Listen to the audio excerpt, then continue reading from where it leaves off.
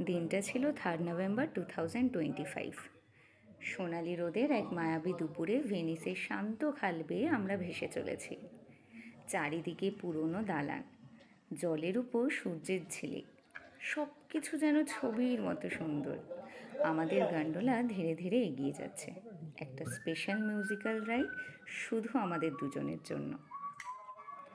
সাথে আমাদের স্টাইলিশ মাঝি, হাতে ট্যাটু, আর চারদিকে ভেসে আসছে মিষ্টি সুর। সেই নরম রোম্যান্টিক সুর জলের উপর ভেসে ভেসে ছড়িয়ে পড়ছে, ঢেউয়ের মৃদু শব্দ আর সেই সুরের মায়া। মনে হচ্ছে সময় যেন এখানেই থেমে গেছে। এই মুহূর্তটা, এই অনুভূতিটা বাস্তব না স্বপ্ন বোঝা আমার কাছে কঠিন ছিল।